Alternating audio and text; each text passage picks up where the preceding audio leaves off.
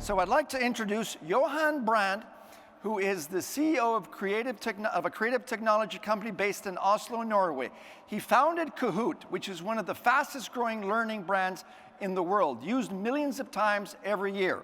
And Michael Staton. Michael Staton is a partner at Learn Capital, where he has helped lead investments in Coursera, Minerva, and Brilliant. Ladies and gentlemen, join me for this unique conversation. Gentlemen, the word is yours. Okay, cool. So Johan, it seems like it was not that long ago that you were about to launch Kahoot in Oslo. And you were very, very excited back then about the set of ideas that would guide Kahoot. Sometimes in venture capital, we call that your product insight.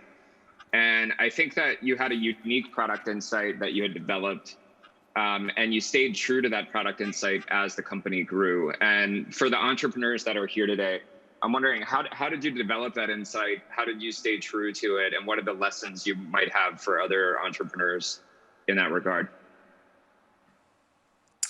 Yeah, and it's fun you say that, because actually I just had a conversation with the current CEO of Kahoot, which was our first proper chairman. And he said, it's funny, isn't it, that we now 7 years later, we're still sticking true to the original concept. A lot of companies definitely go through an evolution, but I would say, and change, but Kahoot is kind of unique in the sense that, yeah, you're right, the product insight we had stayed very true. So for the team who founded Kahoot, we realized that it wasn't predictive technology and smart technology that really was going to change education. What we saw was there was a underutilization of being human in the classroom. So figuring out how to get kids to lean in, how to get the child in the back of the classroom in the front for the right reasons. We realized that you could use technology to facilitate that. You could use game structure. You could use all these things that kids have built into them, play language. You could put that into a context of a learning environment, and you can kind of unlock learning. So we came up with this insight we call making learning awesome.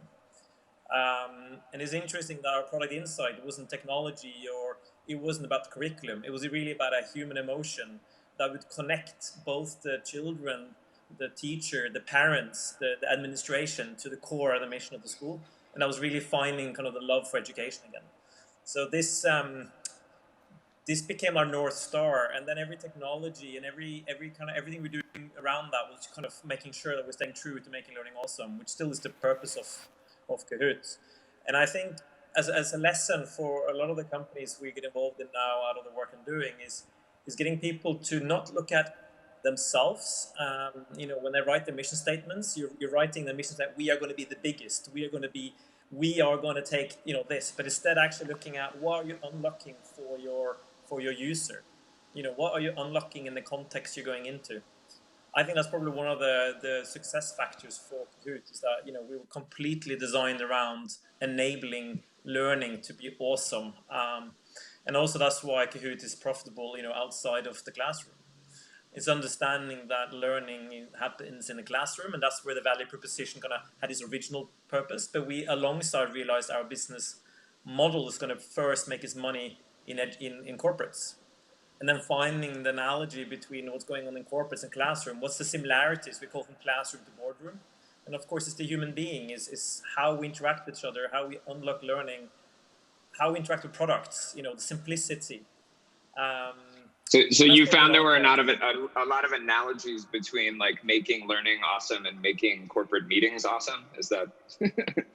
Yeah, it's completely true. I can tell you that board meetings at Microsoft, they've used Kahoot and has had exactly the same effect as in the classroom.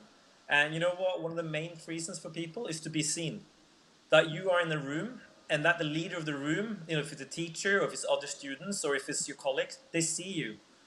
They recognize you there in the room, and you can display that you know your shit or you don't know your shit. But I mean, that's kind of, it's the similarity. Being human in the element is very important. Another part of this is, I'm not going to name too much, but it was a News Corp company. They invested heavily in predictive technology, and it was using all the latest stuff, and it was replacing the teacher. The whole point for us was the opposite, was to look at how can we get the most out of people in the room. We're shipping all the kids into the classroom. We're paying the teachers. How do you make the most of having all these awesome humans in a room together. How do you make the most going on? Of course, that's making a human connection, a social play around learning. And that's not going to go of age. That's going to be as true as long as we exist as human beings. You know, being present and seeing each other is going to be a huge driver for learning. And we now know from neuroscience that, you know, social moments are huge triggers for learning, but also storing the learning and kind of putting into context of what we need to do. Okay, gentlemen, I'm sorry, but we're running out of time. Amazing insights. Thank you very much for your time. Okay. Thank you. Thank you. Thank you.